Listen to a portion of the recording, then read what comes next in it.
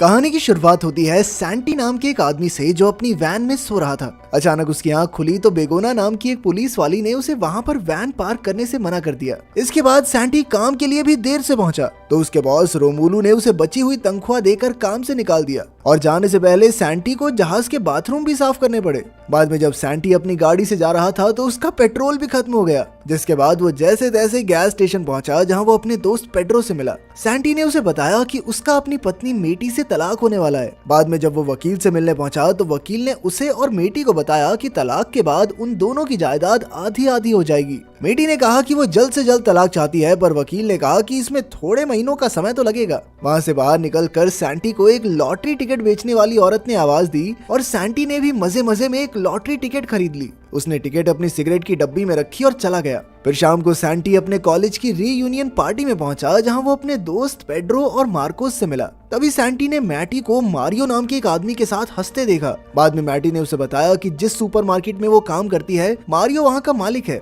पर सैंटी को इससे काफी जलन हुई और वो अपने दोस्तों के पास चला गया। खैर बाद में सैंटी ने घर आकर सिगरेट्स का डब्बा फेंक दिया क्योंकि वो लॉटरी के बारे में बिल्कुल भूल गया था। अगली सुबह सैंटी रेडियो सुनते हुए नहा रहा था कि उसने लॉटरी की खबर सुनी। अचानक उसे टिकट के बारे में याद आया और वो दौड़कर कचरे में सिगरेट का डब्बा ढूंढने लगा। आखिरकार टिकट मिल गई और सैंटी खुशी से झूम उठा क्योंकि वो लॉटरी जीत चुका था। सैंटी ने तुरंत मैटी को फोन किया मगर उसने फोन नहीं उठाया। अब सैंटी मैटी से मिलने गया पर वहाँ उसने अपनी पत्नी को मारियो के साथ गुलू गुलू करते हुए देखा, मगर असल में मैटी ने मारियो को चूमने से इनकार कर दिया था। इसके बाद सैंटी बैंक से अपनी जीत के 25 मिलियन यूरोस निकलवाने गया पर जल्द ही घबराकर बाहर आ गया। तभी बैंक मैनेजर डेमियन उसके पीछे आया पर सैंटी अपनी गाड़ी में निकल गया। अचानक सैंटी ने मुड़कर देखा कि डेमियन तो गाड़ी में ही था। डेमियन ने उसे अपनी जीती हुई रकम को सही ढंग से इस्तेमाल करने की सलाह दी। फिर लंच करते हुए डेमियन ने सैंटी से पूछा कि हाँ भाई घर पे सब कैसा चल रहा है। तो सैंटी ने उसे बताया कि भाई मेरा तो तलाक होने वाला है। इस पर डेमियन ने कहा कि तलाक के बाद उसे जीत की आधी रकम मैटी को देनी होगी, इसीलिए उसने सैंटी को मैटी से ये बात छुपाने को कहा। सैंटी अपनी पत्नी से ये बात बिल्कुल नहीं छुपाना चाहता था, मगर बाद में जब उसने मैटी को फिर से मारियो के साथ देखा तो उसे बहुत गुस्सा आ गया। तभी डेमियन वहां आया और आखिरकार सैंटी सबसे ये बात छुपाने के लिए राजी हो गया। कुछ दिन बाद सैंटी मारियो से मिलने गया क्योंकि मारियो ने उसे नौकरी का ऑफर दिया था। उनकी थोड़ी बहस हुई पर अंत में सैंटी को सामान भरने की नौकरी मिल गई। इसके बाद सैंटी ने लॉटरी के पैसों से बढ़िया कपड़े और चीजें खरीदी। फिर उसने घर आकर सारी चीजें छुपा दी और खुशी से नाचने लगा। लेकिन तभी अचानक उसकी पत्नी घर वापस आ गई तो सैंटी ने अपने नए कपड़े और घड़ी छुपाने की कोशिश की, मगर मैटी को शक हो गया कि कुछ तो गड़बड़ जरूर है। खैर शाम को सैंटी जब एक 5 स्टार होटल में खाना खाने गया तो उसे वहाँ क्रिस्टीना नाम की एक सुंदर लड़की दिखाई दी और फिर वो दोनों ही एक दूसरे को देखकर मुस्कुराए। अगली सुबह जब सैंटी की आंख खुली तो वो काम के लिए लेट हो गया था। अब वो जैसे तैसे सुपरमार्केट पहुंचा और उसने अपनी साथी तानिया से माफी मांगी। बाद में मैटी ने उससे पूछा कि वो कल रात कहाँ था। तभी मारियो ने वहां आकर सैंटी को डांटा पर मैटी ने बात संभाल ली।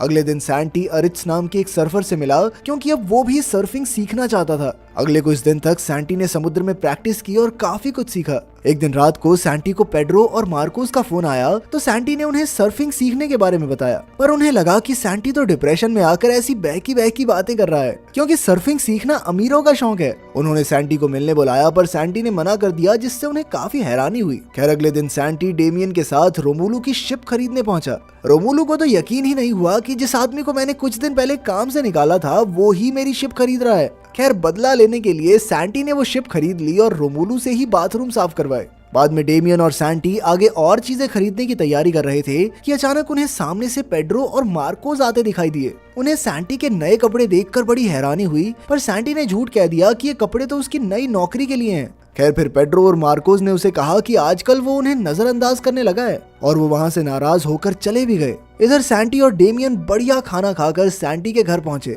जब सैंटी अंदर गया तो उसने देखा कि मैटी के माता पिता लॉरा और मिगेल डिनर के लिए आए हुए थे। सैंटी उनके साथ डिनर टेबल पर बैठ तो गया लेकिन खाना खाने में बहुत मुश्किल हो रही थी। लेकिन जल्द ही ज्यादा खाने की वजह से उसका पेट खराब हो गया और वो बाथरूम में भागा। तब लॉरा ने मैटी से उसकी शादीशुदा जिंदगी के बारे में पूछा तो मैटी ने झूठ कह दिया कि सब कुछ बढ़िया है। फिर जब सैंटी वापस आया तो मिगेल ने सैंटी की महंगी घड़ी देखी। सैंटी ने झूठ कह दिया कि ये नकली है, ये बहुत सस्ती है। तो मिगेल कहने लगा कि बेटा लग तो बढ़िया रही है, मेरे लिए भी ले आइयो एक। तभी अचानक सैंटी का फोन बजने लगा, पर उसने फोन उठाया ही नहीं। जब मैटी ने उसे फोन उठाने को कहा तो सैंटी ने हड़बड़ाकर मैटी के माँ बाप को बता दिया कि वो दोनों तलाक ले रहे हैं। बाद में जब सैंटी वहाँ से वापस जा रहा था तो उसने अपने दोस्तों पेड्रो और मार्कोस को सस्ते बार में शराब पीते देखा। खैर, जब वो होटल में बैठकर अपने महंगे महंगे गैजेट्स के साथ खेल रहा था तो उसे काफी अकेलापन महसूस हुआ। उसके पास इतने पैसे थे लेकिन खुशियां बांटने वाला कोई नहीं था। तब सैंटी ने डेमियन को फोन किया और उसे एक खुफिया प्लान के बारे में बताया। अगले दिन पेड्रो गैस स्टेशन पर था तो एक सुंदर महिला ने आकर उसकी खूबसूरती की तारीफ की।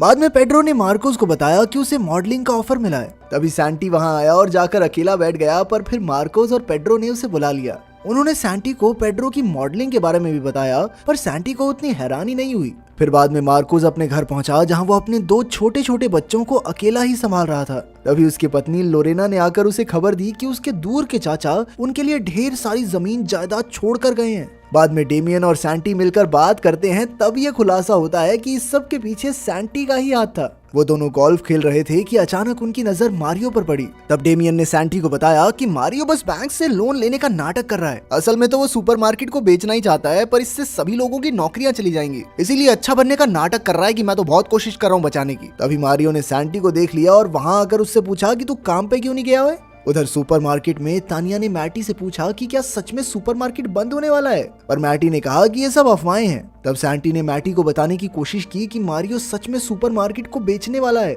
लेकिन तभी मारियो ने वहां आकर मैटी को बताया कि उसने सैंटी को आज गोल्फ खेलते देखा। इससे मैटी सैंटी पर गुस्सा हो गई कि वो घर में तो 2 रुपए भी नहीं देता और बाहर गोल्फ खेल रहा है। वाह, नवाबों वाले शौक हैं। जैसे ही सैंटी सुपरमार्केट से निकला तो मार्कोस और पेड्रो एक चमचमाती सुपर कार में आ पहुंचे। उन्होंने सैंटी को साथ लिया और मजे से ड्राइव पर निकल गए। ये देखकर सैंटी को अच्छा नहीं लगा, क्योंकि मार्कोस अपने परिवार की जरूरत पूरी करने की बजाय इन चीजों पर पैसे उड़ा रहा था। लेकिन फिर मार्कोस ने कहा कि तेरे बाप ने दिए क्या मुझे पैसे, मेरी मर्जी, मेरे पैसे, जो मर्जी करूंगा। आखिरकार सैंटी ने उन्हें बता दिया कि असल में ये गाड़ी उसी के पैसों से आई है, मगर उन दोनों ने उस पर यकीन ही नहीं किया। तभी अचानक मार्कोस से गाड़ी कंट्रोल नहीं हुई और वो सीधा पहाड़ी से नीचे जा गिरे। इसी दौरान सैंटी ने चिल्लाकर अपनी लॉटरी का सीक्रेट सबको बता दिया। खैर, कुछ देर बाद वो जैसे तैसे तैरकर बाहर आ गए। अगली सुबह मैटी को मारियो का फोन आया, जिसे देखकर सैंटी को बहुत जलन हुई और उसने भी मैटी को जलाने के लिए क्रिस्टीना को फोन किया। उस रात मैटी मारियो के साथ डेट पर गई और सैंटी क्रिस्टीना के साथ, मगर उन दोनों को ही बिल्कुल भी मजा नहीं आया।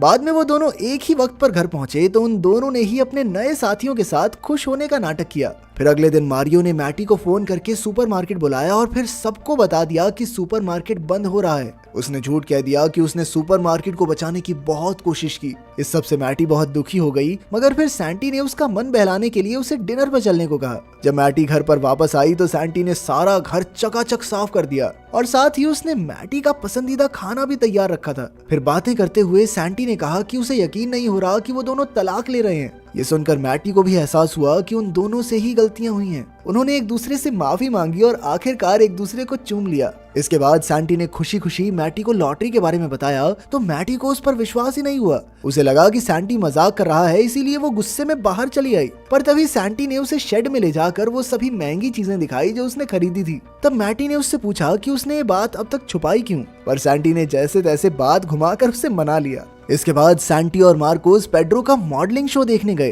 पर लोगों ने पेड्रो को बिल्कुल भी पसंद नहीं किया। इससे पेड्रो निराश हो गया और फिर मार्कोस और पेड्रो ने सैंटी पर उनकी जिंदगी खराब करने का इल्जाम लगाया। बेचारा सैंटी सोचता रह गया कि मैंने जिंदगी बर्बाद की, कैसे। अगले दिन सैंटी ने डेमियन को फोन करके उसका हिसाब किताब चुकता किया और फिर कभी ना मिलने का वादा किया। उधर मैटी की सहेली लोरेन ने उसे सैंटी पर केस करने को कहा ताकि उसकी लॉटरी के आधे पैसे मैटी को मिल जाएं। मगर तभी मैटी ने देखा कि सैंटी ने तो आधे पैसे खुद ही उसके बैंक अकाउंट में भेज दिए थे। तभी उसके पास तलाक के कागजात आ गए, लेकिन मैटी को एहसास हुआ कि वो अब भी सैंटी से प्यार करती है। साथ ही उसे फोन आया कि सुपरमार्केट फिर से खुल रहा है। मैटी वहां पहुंची तो तानिया ने उसे बताया कि किसी ने पूरा सुपरमार्केट खरीद लिया है, जिसका मतलब अब उनकी नौकरी नहीं जाएगी। मैटी मारियो को ये खुशखबरी देने गई, पर तभी उसके सामने ये खुलासा हुआ कि मारियो ही ये स्टोर बेच रहा था। खैर, तभी डेमियन ने वहां आकर कहा कि मारियो को नौकरी से निकाला जाता है और अब से सुपरमार्केट की डायरेक्टर मैटी होगी। मैटी बहुत ज्यादा खुश हो गई और वो सैंटी को ढूंढने लगी। सैंटी इस वक्त एयरपोर्ट पर था और मैटी उसे ढूंढते हुए वहां तक पहुंच गई।